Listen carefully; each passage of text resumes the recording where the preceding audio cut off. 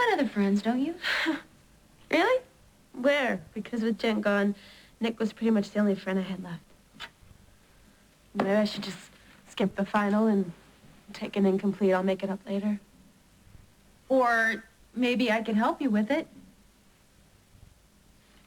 You'd help me study for my final? Of course I would. Why not? I mean, I know that this is hard for you. So if you need help not thinking about Nick, I'm here, you know? And we don't have to just study. We can go shopping. We go to the movies. Wow. I mean, considering how you feel about Nick, that's downright miraculous. Wouldn't want to get my hands dirty. Oh, yeah, that's right. All you have to do is call up one of your buddies down at Oakdale PD. You know, maybe they can plant some evidence on me, get me busted for some ridiculous charge and throw me back into jail. You know, who knows, Nick? Would that stop you? Where's Abigail? Abigail! Abigail! Nick? Nick? Who do you think you are coming into our house like this? You want to know who I am? I'm Abigail's friend, the only friend she has who will tell her the truth. A friend. A grown man is friends with a freshman in college. You hear yourself? You know what? You can't trust her parents. Why don't you She's got to have somebody to pick turn on to. somebody your own size? Please don't fight. Please. Get out, Nick. It's enough, all right? Look, you know what? I'm not leaving until I talk to This is Abigail. our home, and you do not invade our home. You don't just barge in here like this. No, of course not. Of course not. You want to wait till we're out in the street, then you can send in the cavalry, right, Molly? What is he talking She about? wants me to buy into the story she's been telling everybody in town. What story? That I'm some kind of pervert. Why? Who? Who's she telling? The cops. Or did she leave that part of the story out? That the two of them are sicking Lieutenant Munson on me. Who dumped on your holiday cheer? What do you think? Oh, Rose, I'm sorry. You know, I know I should have kept my big mouth shut, but I just couldn't let that loser stick a needle in the eye of true love. You're a poet. What are you talking about?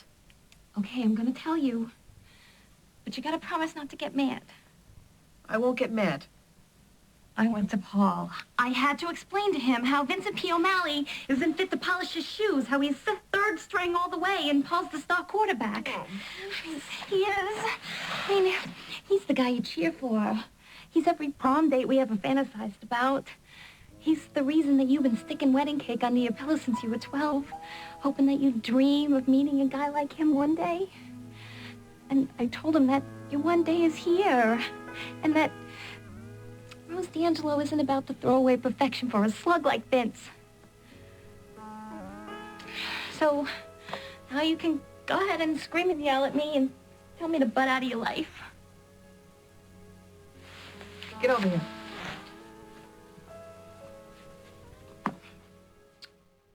Stan. Abigail, let's go. No. Abigail, we can do this nicely or we can make a scene, but either way, you're leaving. Look, I'll call you later. No, okay? you won't. Holden, take her with you. There's something I need to say to Nick. What, more threats? More hassles from the police when he hasn't done anything? Abigail, I can handle this. Everything's gonna be all right. Don't listen to a word she says.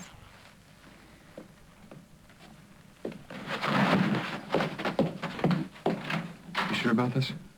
Positive.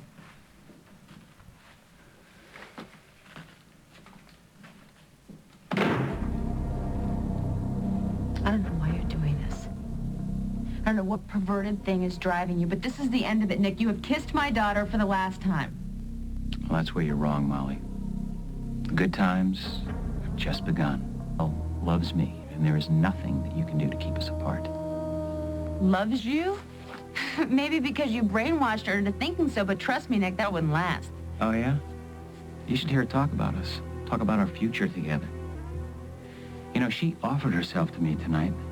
She practically begged me to be her first. You disgusting, All right, pathetic... take it easy, okay? I turned her down. I told her it would be better, more romantic, if we waited. Wasn't that just the most noble thing for me to do? You will not take advantage of my daughter. If you don't leave her alone, Nick, I swear I'll... You'll what? The girl adores me, and I wouldn't be surprised if we wound up getting married. You wouldn't. I wouldn't. How do you know? Why would you do that? Why would you ruin a little girl's life like that? It's simple. Because you haven't offered me something not to. Offer you something? Like what, Nick? What? What? What could I possibly do to get rid of you? Tell me. Thank you, Molly. Finally. Now we're getting somewhere. You see, there is something. Only it's not going to be cheap. Excuse me, where are we going? We've been driving for over an hour, and what, are you lost? Maybe you should call ahead and get directions or something. You know, you could at least give me the courtesy of an answer here. All right, stop the car. Did you hear me? Stop the car. I want to get out. Who are you? Who are you? Where are you taking me?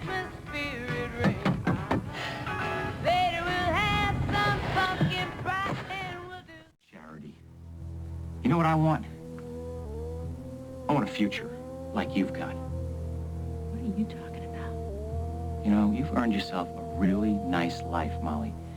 And it got a whole lot nicer when you married Jake McKinnon. Rich Jake McKinnon. Wait.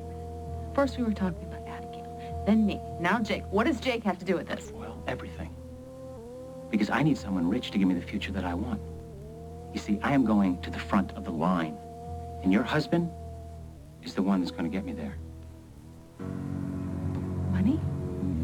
Everything you've done, all the lies you've told Abigail, it's all been about money? Well, you know what they say, kitten? It's the root of all evil. And now they might actually think that you're a lady, not some little tramp that grew up... Easy. See, it's business first. And then if you're a good little girl, maybe we could have some fun later on.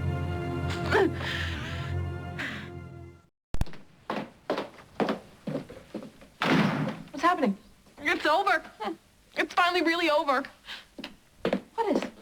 He's standing there looking better than anybody has the right to. I give him every chance in the world to apologize to me. You know what he says? What? He tells me that my hair looks good.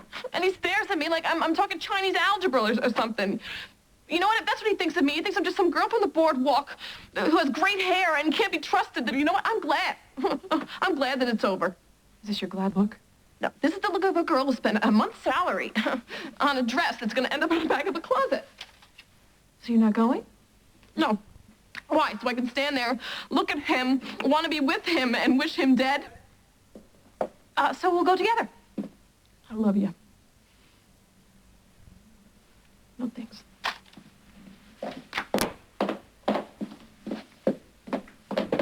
Come on, Rose, give Paul another chance.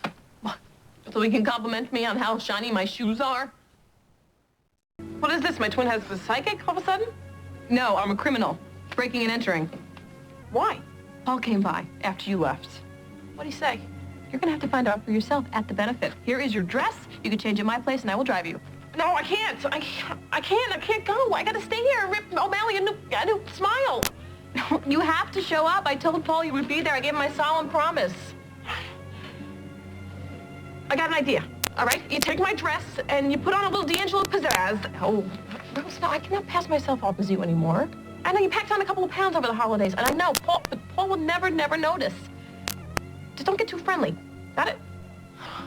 Rose, just stole him for me, please. Please, pretty please. I must be losing my mind.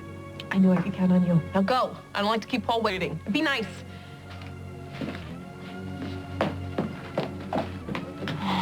O'Malley, you better show up, because tonight is the night we settle this once and for all.